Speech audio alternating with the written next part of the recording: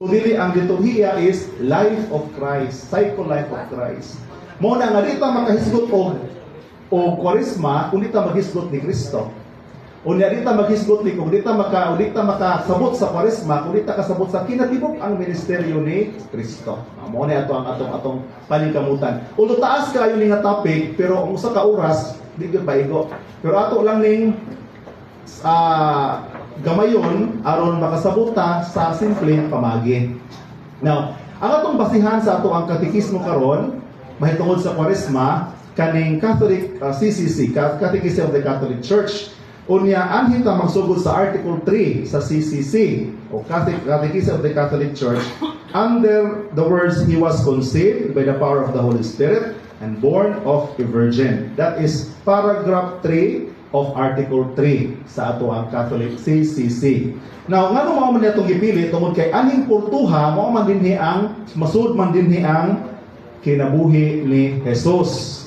Again, di ta makahisgot o kwaresma kundi nato sabton ang kinabuhi ni Jesus sa liturhiyang perspektibo. Okay. Now, naay tulo ka bahin mahitungod sa kinabuhi ni Jesus under CCC. Una, ang Christ whole life is a mystery. Di na ito nahilabtan kay laong kayo na.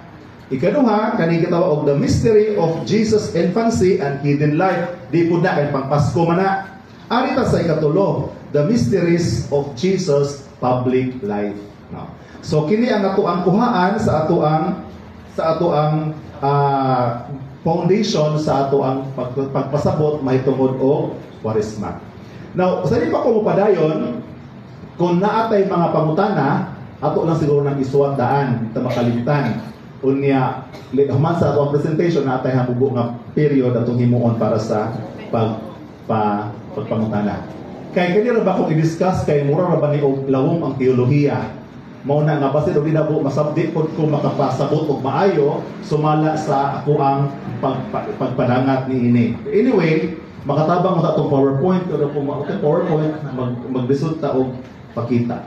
Now, arita sa ikatulong bahin sa Article 3, Paragraph 3 sa CCC. Kung sa man the mysteries of Jesus' public life. Ang ministeryo sa kinabuhi ni Kristo. Ang unang bahin sa Ministry of Public Life is Baptism of Jesus. Nagsugod ang iyang ministeryo karon sa iyang bunyag. Kay mao na mo sa nga bersikulo, artikulo sa Biblia, no? So mao ni sinugdanan sa iyang public ministry. Ang sinugdanan sa iyang public ministry nga siya gibunyagan. Ulita mo touch ana kay dako na kayo. Arita sa ikaduhang bahin. Under letter B sa Ministry of Public Life of Jesus, na dito ang Jesus temptation. Okay. Mo ni ato ang dayban. The temptation of Jesus which is part of His public ministry. Ang pangutana, Father, nganong imo maning mo man sinugdanan? Tungod kay itong timan-an, gasugod ta sa Kwaresma, sa unang Domingo sa Kwaresma, o sa Ebanghelyo? Temptation. Mabitoto nga sa tibok sikulo, year A, BC, ang first Sunday of Lent will always be a Sunday of temptation. Tungod kay ang gospel is always speaks about the temptation of Jesus. Now, daghan nung tanan ako, Father, kana bang sequence sa ato ang simana kaning Kwaresma, mao ba gyud ni ang sequence sa kinabuhi ni Jesus? Meaning, sawa pa si Kristo malansang, di ba gyud 40 ka adlaw siyang gapuasa? Ingana ba kung ang pungtanan ako is kaning ato ang sequence sa simana sa kaning sequence nato sa Kwaresma ron, mao ba gyud ni ang sequence sa kinabuhi ni Kristo sa iyang actual public life. Kaya ang Kwaresma ron kasugod o badless. Human first Sunday is Temptation Sunday. Second Sunday yung saman. Di pwede mo manimba, no? Transfiguration Sunday. Transfiguration there. Third Sunday, karon katong Domingo. Templo. Okay, pero another version na is katong woman dito sa well. Tulo maguna. Tulo na ka siklo, tulo ka gospel. So ang gatong katong yaging Domingo, ang atong ebanghelyo is katong gupon ang templo. Sa B, sa C, kay year B man taron, di ba? Year B. Ang simbahan naman ko, year A, year B, year C. Kamatay mo ana. O bito na nga lain-lain ang readings kay sikulo man na tulo ka tuig ang sequence sa mga gospel. Lain-lain pud siya og content. Now, ang pangutana mao ba ni ang sequence sa kinabuhi ni Kristo? Nga magsugod sa temptation, human nga transfiguration, human passion, human resurrection. Ang tubag dili, no? So ang atong tubag kining atong gihimo nga practice sa liturhiya sa Kwaresma, dili ni siya mao ang chronological sequence yon nga gapuasa si Kristo, ka transfiguration siya, nangaway siya atong templo, unya pagkahuman gilansang siya, nya nabanhaw, dili no? Tungod kay kung atong sugdan sa unang bahin sa temptation of Jesus, nahitabo ni temptation of Jesus very long, layo pa kayo so pa siya mamatay. Ngano man nahitabo ang temptation kanu sa man right after he was baptized. Ha? Nasabtan? Ha? So ang temptation sa Ginoo sawa pa siya magsugod sa iyang public ministry. Sa ato pa human sa gimunyagan, nasugod na. Gitest siya sa yawa. So wa pa siya kasugod, gitintal na siya sa yawa. So layo pa kayo to yung kamatayon 3 years pa, no? Pero ngano man nga ato man gisibog, ngano man nga sa liturhiya, giuna man tungod kay kining liturhiya dili man para sa Ginoo. Ang liturhiya ay para man nato o para sa simbahan aron makasabot ta sa dagan sa ato ang pagkatawhanon, aron maandam ta sa paghinulsol o makakita ta sa realidad nga naay tintal dinhi sa kalibutan. So maunay sequensya, maunay sequence sa atong pagsabot. So giuna nato ang baptism, ang giuna nato ang temptation tungod kay dili man ta magsugod sa ato ang Kwaresma. Unya gitintal ang Ginoo kapila katulo. Unya naay pasat-on siya sa una gitintal siya sa pagkaon, ikaduha gitintal siya sa gahom, ikatulo gitintal siya sa pagambak o kaning gitawag nato gahom, pagkaon o popularity, no? Authority, power, and the physical need, no? So, into some extent, human ang realidad sa tawhanong panginahanglan mo'y giigo sa tintal. Ganon gibutang siya sa first part sa Kwaresma tungod kay mo man ni anatong kontra nganong ta makasala tungod kay naa may aktibong buhat sa pagtintal sa yawa aron ta mahagbong gyud sa pagpakasala. Now, mo to'y una Jesus temptation gigasugod ta sa iyahang nga panahon sa Kwaresma. Now, ikaduha, human sa temptation sa Ginoo, gasugod na siya gasugod na dayon siya sa pagpakaylap sa mayong balita sa moni. The kingdom of God is at hand. Mo na yang wali. So human sa nagmalampuson dito sa tintal sa dautan, nagsugod dayon siya sa iyahang pagpangsangyaw. Ikaduha, ang iyang proclamation is the kingdom of God is at hand. Then ikatulo, iyang proclamation is, iyang ipasabot nga na ay mga sinyalis sa ginharian nga present sa kalibutan aron ta makakita nga naa ang presensya o ehemplo sa Ginoo. Dayon, mopadayon ta taas maguni ahor ang ipamili gyud importante natong topic. So, mopadayon ta sa unahan. Ari sa ika-unom nga bahin sa Article 3, ganina temptation, ari kumulitso dahil ko sa Jesus ascent to Jerusalem. Ano man to, kaya mo naman yun ang Kwaresma. Now, unsa may rason, ngano si Kristo hingadto sa Jerusalem. Pero sa man nato ni makitaan nga si Kristo insul sa Jerusalem. Palm Sunday. Karong maabot, Palm Domingo, di pa? 2 Sundays ago, 2 Sundays from now, no? Unsa may meaning aning pagsud ni Kristo sa Jerusalem? Aron bang sugaton ang iyang kamatayon? O ang pagsud niya sa Jerusalem sa konteksto sa liturhiya aron ipakita sa mga tao nga madaugon gyud siya. Human sa tintal, madaugon siya sa iyang ministeryo, madaugon siya ug ang iyang pagsud pumutong he was welcome like a king. Aninggit diri sila, Hosanna, son of David, Hosanna, anak ni David. Gidawat gyud siya isip usa ka hari o usa ka anak ni David. May taghari tungod kay si David sa daan kasabutan naa siya lineage sa pagka-harianon. Okay, so kay bawon ta na. So sa ato pa ang iyang pagsudi ay sa Jerusalem, gisud siya nga gidabdaban, giabibahan, giyokbuan, gitaptapan og noong ang kasada nga iyang giagian, nagpakita o nagpasabot sa iyang harianong titulo. Pero eventually, makakita po ta nga sa katapusan ni ining iyahang pagsud nga malipayon, siya mamatay. Now, ang hari nga harianon sa konteksto sa liturhiya, service dying. Okay. Now, as I said, may connection sa iyahang ascent to Jerusalem. Nay temptation sa ascent to Jerusalem o ang iyahang gitawag na to og Jesus Messianic entrance into Jerusalem. Pagsulod niya sa Jerusalem o ang iyahang pagsulod, diha uban ang matawag na to Messianic journey. So ari ta maguna sa temptation. Okay. When the days drew near to him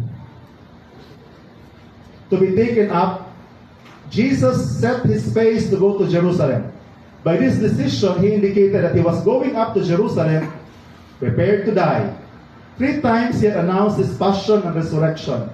Now heading toward Jerusalem, Jesus says, "It cannot be that a prophet should perish away from Jerusalem." Then Jesus recalls the martyrdom of the prophets. Iyang ipakita ang kamatayon sa mga propeta. And nevertheless, he persists in calling Jerusalem to gather around him. How often would I have gathered your children together as a hen gathers her brood under her wings, and you would not. When Jerusalem comes into view, he weeps over her, expresses once again usab gikasubo ang mahitabo sa Jerusalem. Kaya mo nga after that history, na after his death, nagundo ang Jerusalem, na conquer ang Jerusalem. But those were just physical images. Ang tinuod nga pagkaguba sa Jerusalem, ito yung ascent to Jerusalem is the Messianic entrance. Ano yung gitawag na ito na Palm Sunday. Walang siya muna, walang siya musuod, kundi diha yun siya pag masigarbuhon nga pagsulod sa syudad sa Jerusalem. Now, how will Jerusalem welcome her Messiah? Although Jesus had always refused popular attempts to make him king, he chooses the times and prepares the details of his messianic entry into the city of his father David. That is why he was acclaimed a son of David, and the one who brings salvation. Hosanna means save or give salvation. People are shouting Hosanna in the highest, meaning Hosanna literally means save us. Then, or give salvation. That's the meaning according to CCC. And King of Glory enters his city riding in an asno.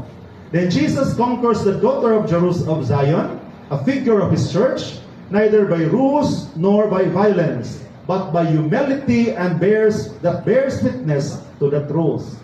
And so the subject of his kingdom on that day are children of God's poor, who acclaim him as had angels when they announce him to the shepherds. Their acclamation, "Blessed be he who comes in the name of the Lord," is taken up by the church, where in our Sanctus of the Eucharistic liturgy that introduces the memorial of the Lord's Passover. Okay, liturgy. Nga naman nga Sanctus ang unang kanta, ang liturgical song sa dili pang Eucharistic prayer. I-explain din tungod kay ang pagtawag na to og Santos pag-ila nga si Kristo hinganhi uban kanato o siya sa iyang pag-anhi hingluwas sa kalibutan. Tungod kay introduction ng Santos sa iyahang kamatayon. Kay sa misa, sa gibuhat na to, diha sa misa, ato manggilabas ang nahitabo sa Kalbaryo. O diha sa first part sa Eucharistic prayer, ang pag-awit sa Santos, diha ato makita, tungod kay towards the end of this Eucharistic prayer, Jesus, we remember the passion of our Lord. Kay kanang misa, kay bawa mo nga paghando man sa iyahang kamatayon sa tuwang Ginoo. Now, Jesus entering into Jerusalem manifested the coming of the kingdom that the King Messiah was going to accomplish by the Passover of his death and resurrection. It is with the celebration of that entry on Palm Sunday that the church liturgy solemnly opens the Holy Week. So, kanusa man magsugod ang Simana Santa.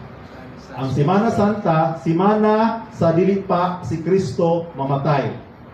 Pero ang Simana Santa is part of Lenten season.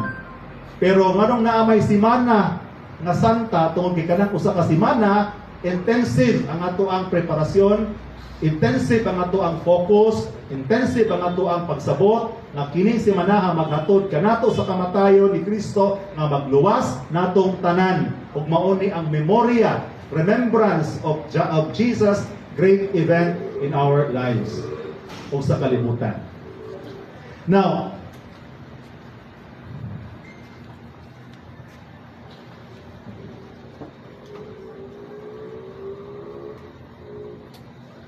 na word na Passover sa liturhiya o sa Bisaya tawag na siya og pagsaylo.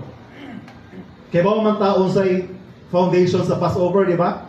Katong nahitabo dito sa daang kasabutan, diin katong mga Israelita nga gisikop og nahimong ulipon sa mga Ehiptohanon o giluwas sila sa Ginoo, gito nga sa Ginoo ang dagat o niya mao toy saylo king tabok gikan sa ilang pagkaulipon hangtod sa ilang pagkagawasnon. Usa diyan nakatabok ang mga Israelita, himbalik ang dagat o namatay ang mga Ehiptohanon.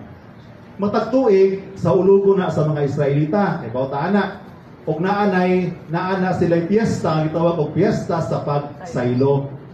Passover feast, kinadak-an nga piyesta sa mga Hudiyo. Pag-abot ni Kristo, siya ang nahimong Passover. Siya ang nahimong taytayan aron ang tanang mga tao makatabok. He was the new Passover aron ang tanang mga tao nga naa sa kaulipdan sa sala makatabok sa kaluwasan nga giandam sa Dios nato.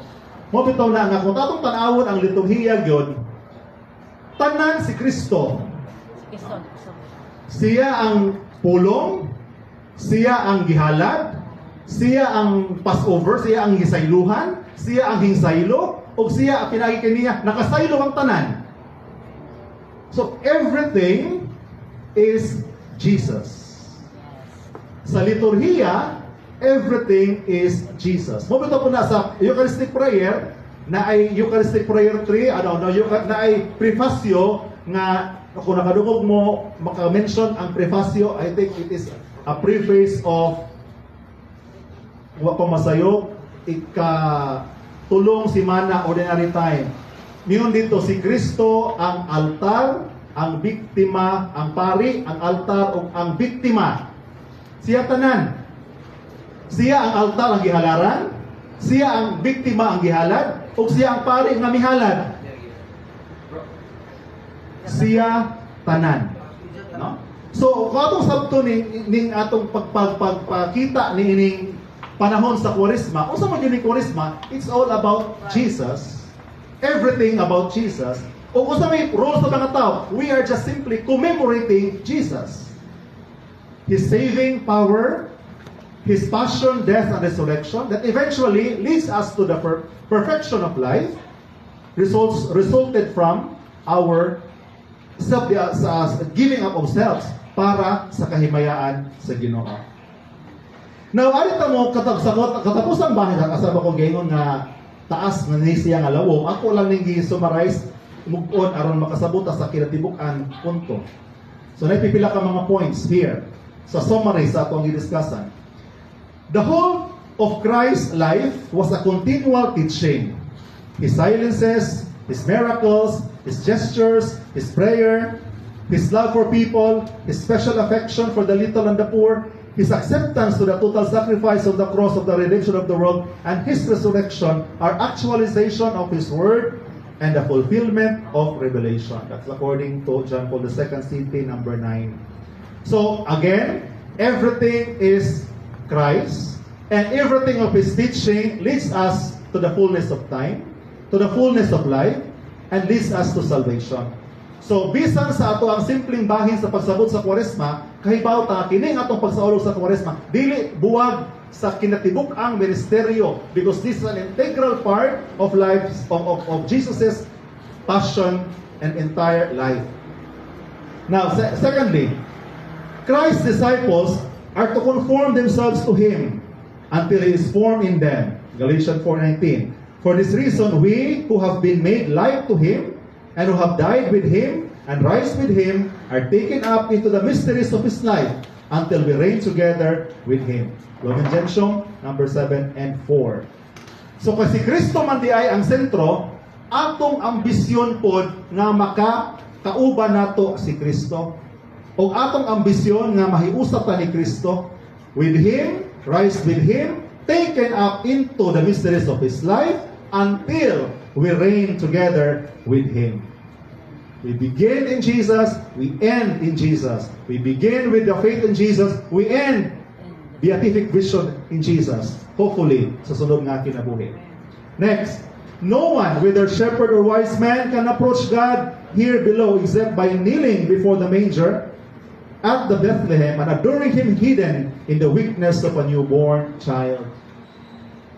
Starting from His infancy narrative, atong gilaktawan, kadili man siya part sa atong topic, magsugod kita sa pagsabot ni Kristo sa iyang pagkatao. O ang iyang pagkatao, natawag nato sa pagluhod sa tinago nga kahuyang sa usa ka batang tawhanon. Ang hari nga isog, ang hari nga gamhanan, ang Dios nga puno sa kadait, nagsugod ang tanan sa kayano kasimple sa kumapagsanon isip batang na tao sa pasungan. And by obedience to Mary and Joseph, as well as by His humble work together long years in Nazareth, Jesus gives us an example of holiness in the daily life of family and work. From the beginning of His public life, again, at His baptism, Jesus is the servant wholly consecrated to a redemptive work that He will accomplish by baptism of His passion. Sa iyang ministeryo, sa iyang bunyag, nagpabilin si Jesus nga sulugoon kinsa man sa amahan. Kay konsegrara niya kaugalingon sa makaluwas nga gahom, sa makaluwas nga buhat, aron pagtuman sa bunyag sa iyahang kamatayon. Now the temptation of the desert shows Jesus, the humble Messiah who triumphs over Satan by His total adherence to the plan of salvation willed by the Father. Bisan ang tintal sa dautan, wa mo daog ni Kristo tungod sa iyahang pagka-pasulunundon sa kaubuton sa amahan. Ang tintal di ay mapildi nato kung kita muhatag sa itong kaugalingon diya sa pagsunod sa plano sa amahan. Then the kingdom of heaven was inaugurated on earth by Christ. And His kingdom shone out before men in the world in the works and in the presence of Christ. The church is the seed and beginning of His kingdom. Its keys are entrusted to Peter. Again, establishment of the church given to Saint Peter. Continue. Christ's transfiguration aims at strengthening the apostle faith in anticipation of His passion. The ascent to the high mountain prepares to the ascent to Calvary. And Christ, head of the church, manifests His body, contains and radiates in the sacraments the hope of glory. His ascent to the high mountains is also an ascent to Calvary, the connection of His glorious entrance to Jerusalem, and eventually His glorious dying for salvation of mankind in Calvary. So ang iyang mahimayaong pagsulod sa Jerusalem di ay prefiguration sa iyang mahimayaong pagbayaw sa altar sa Eucharistia na ato ang gihimo matag misa. So ang iyang mahimayaong pagkanta, ang mga tao mahimayaong pagkanta na ikaw anak ni David, usana kantahon matag misa sa atong paghandom sa iyang kamatayon dito sa krus. Nga sa ato pa dili buwag ang nahitabo ni Kristo sa liturhiya karon, o dili buwag ang ato ang pagtuo ni Kristo sa kaniadto hangtod karon kay nagtuo man ta nga siya buhi diha sa Eucharistia. Ug atong gihandom ang iyang pasyon dili lamang sa panahon sa Kwaresma, matag misa, it is a memorial of His glorious passion and death. And that is the reason why that is the most important worship that we have. Ang labing importanteng pagdaig, ang labing importanteng pagampo, dili sa ubang mga matang sa liturhiya, kundi usara. Mabito na sa liturhiya sa mga Eastern Orthodox, they call it divine liturgy, the Mass, and that's the only liturgy. There is no other liturgy but the Eucharist. In the Catholic Church, yes, we call it Eucharistic celebration or liturgy, but napatay laing mga liturgy, manggod. Pero usara unta ang liturhiya para sa mga igsoon nato mga Kristiyanos sa silangang pagtuo. And the liturgy is the Eucharist. Then he said, Christ, the head of the church, manifests that what His body contains and the jades and the sacraments, the hope of glory. Then Jesus went up to Jerusalem voluntarily knowing well that there he would die a violent death because of the opposition of sinners. And the last part, Jesus entering into Jerusalem manifests the coming of the kingdom, that the Messiah King, welcome into his city by children and the humble of heart, is going to accomplish by the Passover of his death and resurrection. In other words, kung maghisgot ta og catechism sa Lent, atog yung lukpon tanan ang kinabuhi ni Jesus. Integral nga bahin sa kinabuhi ni Kristo, kinahanglan masabtan sa mga tao. Kaya kung maghisgot lang tao iyang pasyon, mga tanatag nganong nahitabo man without fully understanding the entire public ministry of our Lord Jesus Christ. That is the reason why at the very beginning of our Lenten season, the temptation of Jesus was the gospel. To remind us that as Jesus began his public ministry, he was first tested. And with his way and in his power and in his strong decision to welcome and embrace the will of the Father by obedience, so nahitabo, nagmadaugon siya sa iyahang pagdaog batok sa mga dautan o ang pintal sa yawa. So karon, ang atong ipasabot, kay nakasabot man ta nga integral di ay ni, kinatibuk-an di ay, whole di ay ang pagsabot nato sa Kwaresma, dayon, ang iyang kamatayon, di lang na siya out of chance or by accident namatay si Kristo. Plano na gyudtos daan sa Ginoo. Plano na daan sa Ginoo, alawason tatong kay diha namatay history sa ato ang pagka-makasala. So ang pasabot nga nataw si Kristo niya ingon ang amahan atong usbon atong plano mamatay na lamang ka kay para maluwas. No, there was already a great plan, and that plan was out of love. Gawa out of great love of God. Mabito na sa Gospel of St. John, for God so loved the world, walay siya gihatag kung dili ang iyang yung anak. Aron ang iyang anak nga mamatay alang kanato. Maoray buktong halad ngayong dawaton. The only pleasing thing, mabito ya sa Gospel of Sunday last 2 Sundays ago, mao kini ang pinangga kong anak nga akong ikahimutan. Akong ikahimutan. Walay lain. Mabito na ang misa, it is always Jesus being offered to tiwa may lain offering nga malimpay ang amahan. Ihara mga anak. That's the reason why the Eucharist is Christocentric. It is always Jesus. Jesus. Tungod kay what yamoy pleasing sa Father, kundili si Jesus lang. Namunta ta, unsa man din ang misa? Ang misa as was an offering offered to the Father through Jesus in the Holy Spirit. Trinitarian. Sa doxology ningon ta pinaay kaniya, uban kaniya, ug diha kaniya. Gihatag na kanimo makahagahom nga amahan. Uban sa kahiusa sa Espiritu Santo hangtod sa kahago. That is the summary of the Mass. Pinaagi ni Kristo, diha ni Kristo, ug uban ni Kristo para sa tanan. Kauban sa Espiritu Santo himayaon ang amahan. Mabito na ang pari mubasa, magampo kita, di ba yun, o Kristo, di ba? Ang address yun is O God, O Diyos namo, Amahan namo, because the Mass is for the Father. O ang altar na gihalaran sa misa, kinsa man ang iyang anak na si Jesus. Siya ang altar, bumito na parimuhaw. Because at that very beginning of the Mass, ang sentro sa Eucharistia, ang altar. Kung tantaon sa may altar, ang matawag ka na, likod, retablo na rin na altar, no? Ang altar ka ng lamisa. Ang lamisa mo'y altar. Mo ingon, inigsugod na sa misa. Ang talang atensyon sa mga tao, matod pa sa liturhiya, adto buputok sa misa, sa altar. Not even in the tabernacle. Mabito na bisan pa, o magsugod na rin sa di, yun natagdo ng gabi. Ari ko muhaw, ari ko may mubaw sa altar. Kaya dinhi na ang sentro.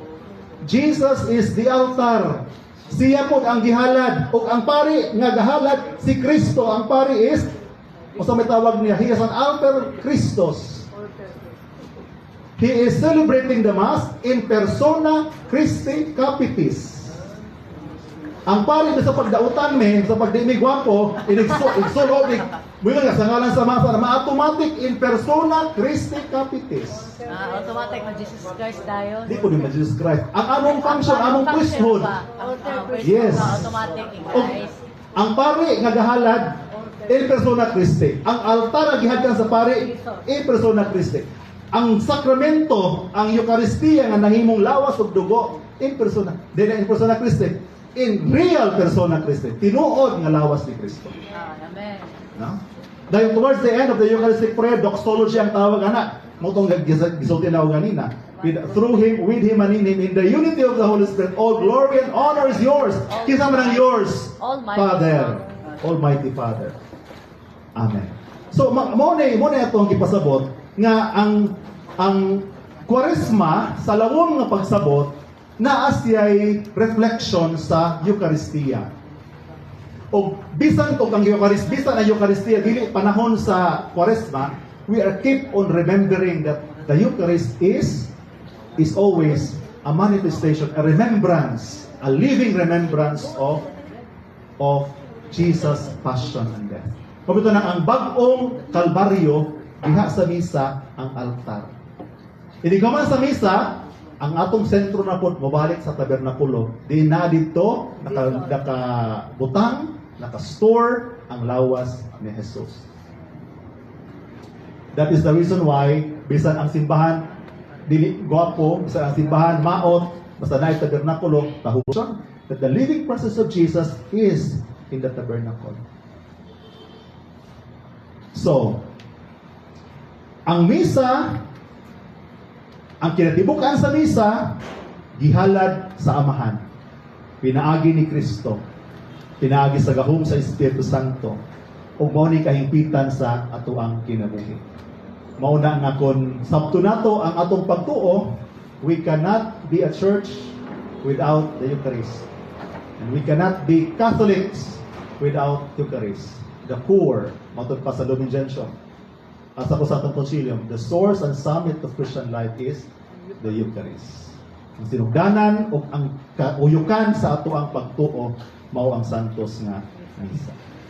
Kaya ko nga usang oras ra ko, tamang na ko alas 9, na pang pipila ka mga minuto na atong igahin tunay mga clarification. And after that, mupusod na mo sa inyong main topic. Okay, so natay pangutana. Daghang salamat Father Aljano.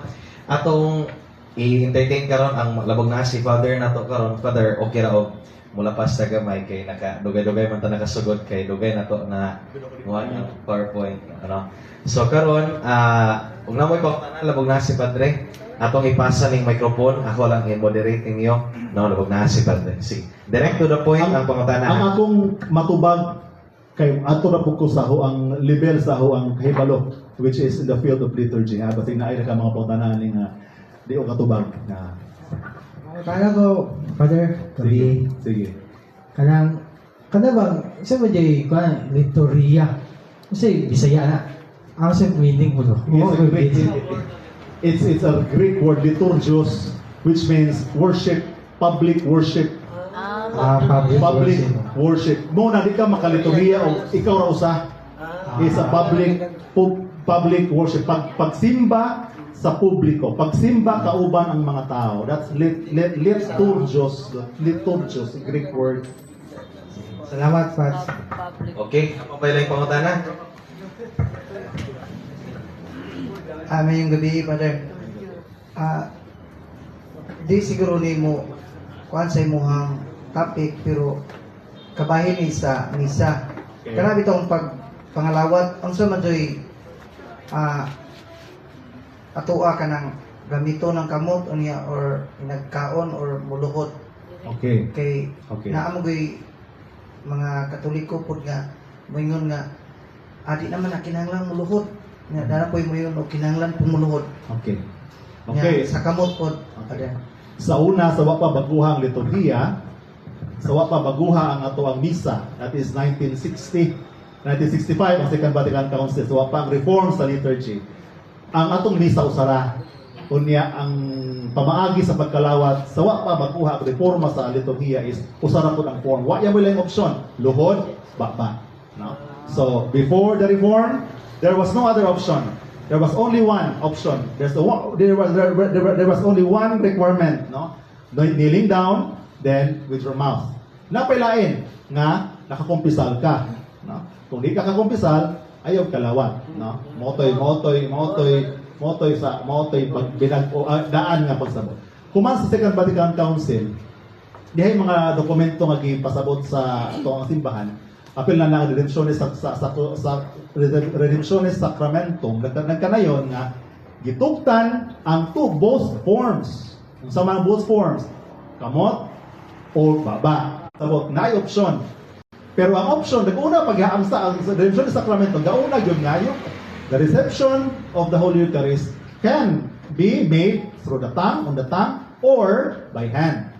So, kung atong sabto na supremacy sa baba. Kasi may una, no? Or naman tong kamot, no? Okay, so ingana nga to ang pagsabot. Pero ang sakto nga pagdawat sa pagkalawat sa pinasikat sa bagong liturhiya sa Second Vatican Council, baba or kamot. Hingamot ang pandemic, so tanan hingkamot. Tanan hingkamot. Pero wala may pandemic, wala po nang mutaw mo balik sa baba. Kaya hingkamot na po siya. Pero ang pangutana, unsa may sakto? Sakto ang duha. Pero na po ipuno, matter of devotion. May mga tao nga mayngon nga kani akong buhaton kay out of devotion. Sunod conviction. Unsa may imong treatment sa Eucharist? Kung imong treatment sa Eucharist deserving na sa kamot, then mo na. Pero imong treatment sa Eucharist deserving na sa baba, then that's it. So, at the end of the day, na ay sugo sa simbahan, adto na sa individual conscience mo abot, how could I treat the body of Christ? Sa hong pagdawat, with all respect, pwede man na. Pero napayuban nga, kaning pagluhod mo ay ang way of receiving the Eucharist. That is also his personal conviction. Magdepende na sa kung sa kadako imong pagtuo. O sa kadako ang imong pagtuo. Lain-lain ang perspective ang mga pare, lain-lain sila, lain-lain pud mi og panabot. Pero personally, ako pamutan nimo, I would rather always choose to remain to what is been practiced long before. Unsa man? Baba o pagluhod. Ako mo na ako ang pero ako mingon nga mo na kay mo gina kay Walton. Moyon ko kalingaw nga kanang inyong kasing-kasing kay magsugo ninyo unsa na. Kana imog yung tanlag mo imong tud-an mo. Otherwise kung subuon ka magluhod ka baka kay bago nung luhod ka, wa gyud post. Di ba? O miyon ka nga kamot lagi ang daganhan sa kamuluhod. Di ba i-post na pagdawa sa kamot nimo unya. Kaludhunon jud ka. I mean ang tanan. Mo bitaw na kung sa may stand na to ana. Basta kaya hintugot ang simbahan, ang mga kaparian po mo, alaw na po na ang dakita, kamo man isugo ang simbahan. So, wa mo kitay mingon nga maura gyud ni. So, na ang simbahan yung open, mo ni ang option, pero naa sa atong individual hearts. Kung saan na to pagtratar ang tinuod nga lawas ni Kristo. Brother, Adara, okay. ayaw mo tanaw, brother. Kining in Friday ba nga magkakaon ta karne, napay babasa nato sa Biblia, brother, nga gibawalan ta na o pagkaon sa karne. Okay. Biblically speaking, I am not an expert because I didn't ko biblical theologian. Pero ari ko sa liturgical aspect, ang pagbawal is not about a law. Dili siya balaod, kundi disiplina, no? Kay mga mata, bisa ng fasting, abstinence, kana bang mga 3 pillars of Lent, they are not really regulations nga mura bag lain na po din balaod nga sundo na to. Ang simbahan ningon lang nga, we try to exercise discipline on things that are regular in order for us to see that they are more important than all these things and that their sacrifice ay sakripisyong gamay nga mura atong igahin para sa Ginoo ambit sa iya kasakit. So biblically speaking, I am not dili ko kaayo makastubag og naa ba na ang biblical, pero naay puasa biblical bawta na naay biblical po sa puasa na, pero katong puta na pagkaon og karne kana wa tingali na klaro gyud nga provision sa Biblia, pero naay klarong sugo ang simbahan na. So aside from 10 commandments, naman tayo commandments of the church, no? So klaro naay klarong foundation ana nga ang simbahan may sugo nato. Pero unsay rason dili tungod kay gisugo lang ta, kung dili disiplina. Aron sa gamay disiplina sa atong lawas, sa gamay disiplina sa ato ang pagkatao, hingahinta og gamay portion nga kini sakripisyo gihalad pag-ambit sa kasakitan sa ato ang Ginoo. Sa unang panahon, tanang Fridays tibok tuig. No? Abstinence of meat all Fridays of the year.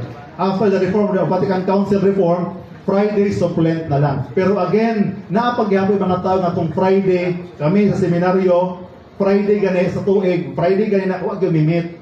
Oh, that's a rule nga bisan og dili kwarisma basta Biyernes huwag yung karne.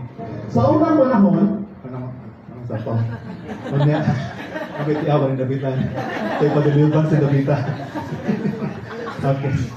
Disiplina para sa hapon, veneration of the cross. Kanang right of veneration daga. Kanang bang buha pa ang pare unya. Pagpasyon, sa pasyon, ang mga namo, pangalawat, pumana na, manguli. Sa liturhiya, wa yamoy dili labot ang prosesyon sa liturhiya sa Good Friday. Now, narong naputang man diha tungod kay gida sa mga Kastila. Liturgically speaking, procession is not part of the liturgy of Good Friday. Pwede na natangtangon, pwede kayo, no, pero labot sa liturhiya. Pero, sa kultura nato, nahimo na nisiyang integral part.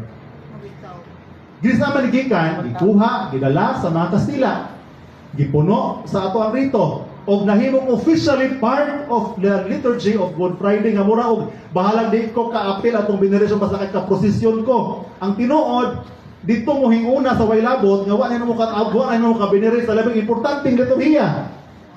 Kaya kung mga tao dito, saan ko mo ato posisyon kay mo ni ang lamon ang pinaka-importante. Di, ang pinaka-importante veneration of the cross. That's the only liturgy of Good Friday. Kaya yung nagpili, mao ang cross, dinig ito si Kristo ang kalibutan. Katuluna, humana na, pasyon. Ang katong siyam ka mga intercession, mangluhod kita, mo to siya veneration of the cross, mo to liturhiya, officially liturhiya sa Good Friday. Humana ng tanan, ngayon ang pare, paglakaw ka mo, hilong na. Supposedly, manguli ng mga tao. Pero kay ang atong kultura lagi, labi sa Pilipinas, magprosesyon. Makaadto mo laing lugar, bisan-bisan na rin mga doon lang dapit na to din there is no procession. Mga Katoliko sa Japan, wala sila procession. Mga, mo lagi, katong sa Roma lang daan, Vatican mismo, wala yung procession, no? Pero mo ato kang Espanya, kuha dito, makasabot, dinigikan. Dinigikan. Ilan ning ipuno-puno. Dili na tungod kay gusto nilang ipuno, na ay rason ana kay nakadugang manusiya sa kaimportante po sa panahon nga makita kay nay namatay ang Ginoo. Kita po ang purpose na sa mga Kastila, evangelization nga makasabota ba? Una evangelization nga naay makitaan sa mata, visual aid. Muna effective kayo sila. Kamo mo to ang picture karon, kay dapat na kay visual aid. Otherwise, magnganga mga tao kung saan sabot nimo pero paspas kayong gidawa sa mga Pilipino ang kultura tungod kay naay visual aid ang mga Kastila nga naay namatay, naay karo, naay Dolorosa, nahila og porma, naay mga santos, nalipay ta nga nahimong importanteng bahin siya sa Kwaresma. Nga mao na kani mas gipangandaman karon kaysa tinuod gyud nga liturhiya which is Good Friday. Sa lubong, same thing. Wa na mo. Parang hugos? Waya mo na sa liturhiya ang Easter Vigil. Ang liturgy sa Easter Vigil is kana lang pag-ilis sa bagong kalayo, pag-ilis sa bagong tubig o bunyag. Supposedly anha mamunyag. Supposedly anha po manood kung mga bagong sakop sa simbahan, katong gitawag na mga catechumens, magprosesyon na sila gikan sa Purtamayo, inigso dito padong sa simbahan, ara-ana adlaw sila dawaton. Inigkahuman sa misa, manguli. Ang kita nahimong part. Sa Roma, waya mo sa lubong, waya mo mga sugat. Pag adto na to sa Espanya, tuwa dito. Sabot na nagdinhi ay kuhaa. So, maot o dili, mayo. Pero ang purpose is, liturgically, part, no. Pero kung tantangon nimo, di na po mahimo. Kaya magkagubuta. Ilabi na nga, apil na ulabot sa ato ang kultura. Kung atong dalho ng hugos atos Roma, mangisa ng mga nausa man sila mga buang man kaya man sila anad o magprosesyon ka sa Entero atong Vatican katawan ka man buang man tuwanan prosesyon ng patay ani nga man kaya man sila maanad. So at the end of the day again ang liturhiya mo adapt sa unsay kultura mo adapt. Yes. Last question, Father. Kini ako tanan murag kuan naray dang kabalaka ba sa kung kay nakoy nakita mo video sa di ba mostly ang life ni Jesus kanang unwritten man gyud from birth to up to 30 years old, di ba? So sugod sa di ba 30 man to siya nagkuan na ministry. So kabayan sa topic mo ganyan brother. And unsa gyud main nga reason nganong wa man madetalye unya kay nabalaka lay ko kay ako nakita nga video sa YouTube. Okay ba po? Lo. Okay. Okay ba po sa source ato nga video basta kay ang nakuha niya ako si Jesus kuno before siyang ministry niadto kuno siya Egypt, niadto siya India, niadto kuno siya China. Mo na iyang mga philosophy nakasagpan na siya kanang naipagka Zen Buddhism. Yes. Tapos pagka kanang Chinese philosophy o sa gulan o sa Egypt. Okay. Mao ko na to ikuan nga na Nakadto siya. ito ko siya mao Ano na na ay mga pare-pareho paglantaw o pagprinsipyo. mga philosophy niya. Okay. So, mo to pa Okay. Ganina na mention din ang public ministry and his hidden life, no? So gi-recognize ko na sa simbahan nga na ay tago nga kinabuhi ang Ginoo. Now, ang pangutana niya ganina, ang pangutana is nganong wa man madetalye mo ginay butang nga dita katubag. Nganong wa madetalye ang iyahang kinabuhi. Nganong nga human naigap, kita mo?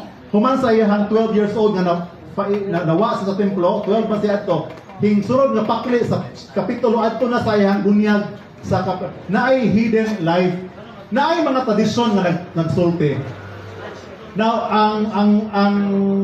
ang usa sa mga mas ipaboran akong tradisyon nga during this time nga si Kristo gitago, wa makit-i ang iyang kinabuhi. He was nurtured, cared, trained by Saint Joseph, his father.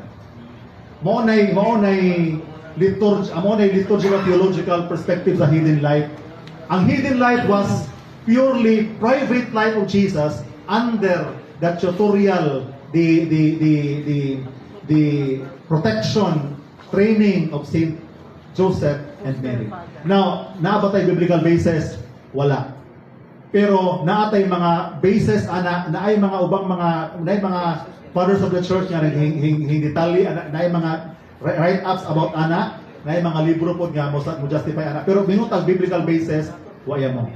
Na katong ingon nga nakabiyahe ba si Kristo sa India, sa China, mura og kaduha-duhaan tungod kay as a philosopher major si Buddha nga hisgot mahitungod og filosofiya wa mo gyud siya mag-mention og Jesus. Pero nganong parehas man tungod kay mao kini parehas panlantaw at sa kinabuhi. Pareho sila og pamalandong kay mao may nang nakita nga kasinatian. Si Confucius, he was a Chinese philosopher. Pareho sila naay golden rule si Confucius. Silver rule ang gospel tungod kay negative. Ayaw buhata. Katong Confucius buhata. Buhata ang gusto nimong buhaton. Gospel is ayaw buhata. Gusto kung na nimo gustong buhaton nimo. Diha nimo. So in other words, pareho pamalandong tungod kay it's the same human experience. It's the same human presence. It's the same human life. Pero as of himbiyahe, waya mo. Otherwise, amigo unta si. Pero kung tanawon, ang Confucius was much layo pa kay kan wa sila mag-abot ni Kristo. Kristo is mas earlier, later. Buddha was far more sa wa pa si Kristo. Isip mga philosopher wa mi makakita og mga pagsulat o pagtuon nga makakonect nga kining oriental philosophy na ay foundation sa Jesus Christ principle or nangupya ba ang oriental sa Bible o ang Bible ba nangupya sa oriental philosophy. Kung ngano magaparehas, the answer is because they are serving same human being with same human experience. Mo nang magkapareha, posible nga mga pareha ang dapita. Okay. Pila usa kurasa mo human kay lusig Magabi, pupuntahan tanay. Okay. Para ba tayo topic? Last na niyo? Second to the last one. Second, sige. Ako pumunta na during the class, isa because of Spias. Okay. Kung sa may, nga mga manimba, ayun sa imong sakto yun nga buhaton mo tanaw, mo dungo, kung sa imong i-pray during ka ng Okay. isa ng Spias. Wa iya mo'y, okay, thank you, thank you. Wa iya mo'y specific na sugo ang simbahan. Ang gingon na dito is during consecration, silent ra ka. No? Mean to say, you can do whatever you want so long as naa ka sa kahilom. Kay ang pag-worship, mo naman na ang peak sa imong worship, imo nang buhaton, pinagi sa simple o sa hilom mapamaagi, nga it is between, make that opportunity between you and that Jesus being raised in the altar. So, personal. Mubito nang gidili ng sa una, dahil mga panahon nga inigwal, inigbayaw, butangan og background music. Tanda na para kung nalamig ko ng paminawa, so gitangtang na, waya mo. Total silence sa ang atong madungog is bagting ra. Bagting nagsimbolo na sa himayaong presensya nga naa ang Ginoo na karon. So as of mutanaw, depende. Kung mudo ko, ang uban dili daw klase, uban nga muhangad, mutanaw sila sa Ginoo with the acclamation of St. Thomas, my Lord and my God, no? Mo man kinaraan. Or silent ra po ka, namutan na ka Ginoo, or mudo ko ka out of respect. Again, it doesn't matter. Depende sa imuhang konsensya o sa imuhang kasing-kasing. Mutanaw ka dito, nga nag-ampo silence, mudo ko ka dito, nga mutanaw, wa ya mo'y sayop anak. Basta kay nakagaluhod ka, hinsimba ka, o imong gidawat ang Ginoo sa presensya. So you can do whatever you want. So long as di lang ka magsayaw-sayaw, magbanha. Silent ang major role, anak. Silence ang major role. Okay. Last pang tana din. Napasit. Okay. Last na po tanan. Ngayon ta usa. Sige. Ano na bro? Okay, so ang punta na Padre, kana bitaw di ba nagsagara na to kay abstinence mas pagkaon gyud ang tong Lent katong season. Pero ngano man inad ka Last Supper, mura magpista, maglitson man ng simbahan. Kanya to okay pag grapiton ta niya. Tayo naglitson na simbahan dagang pagkaon nino. Okay, tinuod tungod kay ang ato ang abstinence fairness raman, mura man ay sugo, no? Fridays of Lent. Pero nganong magpakaon sa Last Supper? Tungod kay pattern by how the celebration done during the Last Supper. Ay naman nato nga although ang waya mo gito ditson sa panahon ni Kristo tungod man ilang kultura. Na ay na dito is bino, kung naa kay bino, naa kay mga pangdagko, naa kay mga naay mga tao na ay unya mo hire ka usa ka dapit nga ato himuon ang usa ka okasyon meaning naay dakong event. Otherwise buy ra mo. Oh, pero nga nga sige ato to himuon naay atong usa ka atong upper room na andama. Sa ato pa, kana nga senyales, although culturally is sila food oriented, pero it speaks of a banquet. So it speaks of a banquet. So naay bangkete, naay kumbira. Tungod kay naay dakong piyesta. Okay. Dayon, ngano man na okay ba na? Typically, liturgically, yes, tungod kay mo man ay nahitabo. Ang ato lang bunggat ato kay we are food oriented. Pero again, mo ato taglain dapit, kung usay best nila, kung sa Italy, pizza o wine, that's the best for them. They serve it as nga ingana. Pero lagi again, wa may Last Supper kung sa lain dapit, kita ra mapoy na Last Supper. Oh, mo may right anang bungga, wala apostolis iya mo. Kung di sa nagikan, posible nga na ay history na sa Espanya, pero para nako evolve na yun na sa ato ang culture nga una ay supper nga katapusan ko ang magpakaon yun. Ubang dapit, waya mo na. So waya mo'y naay mass of the Last Supper, pero waya mo'y actual Last Supper nga kinananay yun tag murang pista yun, so dili na siya. So that is culturally adapted, purely Filipino, I could say purely Filipino. Pero ato ba nang kitugutan, ang CBCP, hitugutan na, wala man po restriction, so it is allowed. Pero the moment, pagkaugma, totally fasting na po na siya. Mo bito nang kung kabantay mo Pado de Gloria. kanang duha ra mata ka fasting no, Wednesday, Ash Wednesday o Good Friday. Kanang Martes sa di pa ang Ash Wednesday nagitawag Fat Tuesday. Kana hinoon sa Roma o sa European mo ganay kaong tinuod. Fat Tuesday. Tuesday before Ash Wednesday. Kay pagkaugma fasting naman. The same thing with Good Friday. There is feasting on Last Supper, Thursday, because pagkaugma, puasa na po sa tibok adlaw sa Biyernes. So, mo ni pattern. Pero liturgically, they are not incorporated, they are not essential. Addendum siya nga nahimong importanteng part sa atuang gitawag nato nga kultura. But again, we have to respect culture in terms of liturgical aspects sa liturhiyang aspeto, respetuon ang kultura sa lokalidad diin asa nahitabuang maong practice. Okay, last muhunong nako. Salamat. Okay. Kini, brother, hapit naman ang Palm Sunday. Yes. Ika-duang Domingo siguro. O adlaw sa sunod Domingo, Palm Sunday na. Yes, sir. Ang nauso din sa ato sa Pilipinas kana amang itawag Bendita Lokay. Yes, dito sa Lucay. O Domingo de Ramos. Ang practice na to din iliguman ay mabilitahan itong mga lukay, ibutang sa mga bintana sa balay, o bumbong. Niya ilang sindihan, huwag magliti. Sindihan. Kay maog ko na sumpa, liti. Masulog na kung bayan na apil. Di ba napatotoo? Patotoo na ba? Patotoo sila. Bakit yun musugo ang simbahan at sindihan nato na malukay na ba? Hindi mo na dita o na yung ato, di ba na mo silaog tanan ni mong bahay, no? Again, apil na sa ato ang apil na sa atong isulti sa atong katikismo nga kanang dapita patutuo doon na superstitious. Kunya kita mga CFD, kita mong gitahasan na nga mo pasabot, mo explain sa itong mga tao, mahitungod na mga ginagmayng butang nga makausahay mga disorient nato nga dili mao ang ato ang pagtulungan. Pero pwede na lapad sa ibutang sa mga portahan. Yes, kana magong daghan kaayo taog usa may meaning ana.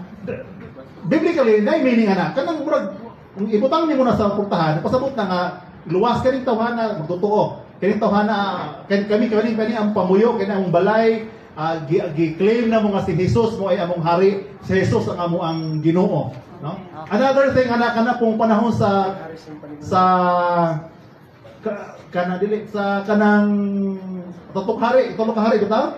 Three kings na ay marking the doors. Kanang M, C, B, Baltasar, Melchor, Gaspar, G, the year 2020 o 2024. I-mark sa portahan. Karaan-ana siya. Na ay blessing of the chalk, then marking of the chalk. Again, same theology. To claim na kining among pamuyo, among gihalad sa Ginoo, si Kristo ang hari, si Kristo ang sentro, siya ang amo ang Dios. So, mo na ato ang di na patuo-tuo. Kay naaman tay Christian approval ana. So, pagbutang sa mga lukay o pagbutang sa marka sa mga puntahan, panahon sa Epiphany Sunday, these are liturgically approved, these are theologically sound practices. Dili ni sila mga tuo-tuo. Pero the moment imo nang sindihan o unsa pa diha, wala ay problema. Another thing is Candelaria. Candelaria, di ba mga kandila? Okay. So kanto, para nako na theological soundness kung panahon sa mga kalamidad, kantong kandila ang gibusinan imong pasigaon. Which is naapa siya rason. Ngano man tungod kay kini giblessingan ni Candelaria ni pagpasigaan ni meaning si Kristo among kahayag nga naa ni among kauban maglig-on sa among pagtuo. No? So kana dili kayo mao gyud sakto. That's the reason why ngano magpabilito tag kandila. Aron sa panahon sa mga katalagman, mao ni atong sigaan. Aron sa ingon pahinumdom nato nga kining kandila ni Kristo. Mao ba sa rito sa pagpanalangin sa kandila naa dito ang pag-ampo. May this candle, the light of this candle symbolizes the light of Christ. So ang siga sa kandila sa Candelaria, gapahinumdom nato sa siga ni Kristo nga maoy naglandag sa asaman sa atuang balay. Mo na kunay katalagman, linog, baha, unsa pa diha. Let that Candelaria candle be lit. Aron papahinumdom nato nga si Kristo uban nato nini maong talagman. Pero kung lahing butang imong sigaan nga wa ya mo'y liturgical at theological approval, ana mo sud ang patuo-tuo. Ah, Thank you o daghang salamat. Thank you, daghang salamat. Daghang gabi sa tanan. Daghang salamat, Father Aljan Menyosa. Salamat, Father. Ato pagpakit. Si Father, no?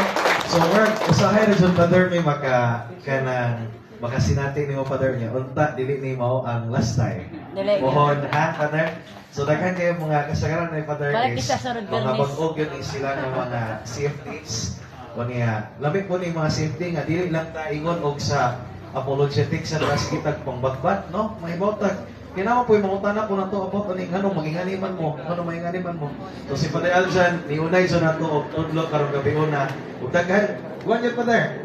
Kanang mo ni timailhan nga naminaw sila sa imong kay daghan yun sila pangutana. To pagpagat mag-usap. Father Aljan Menyosa. Salamat Father for being with us.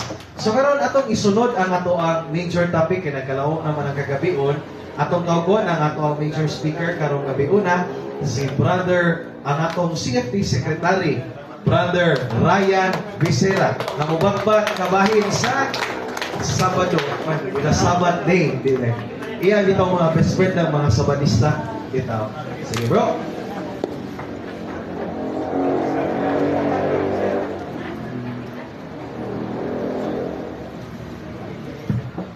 Tumpakpakan, Brother Ryan.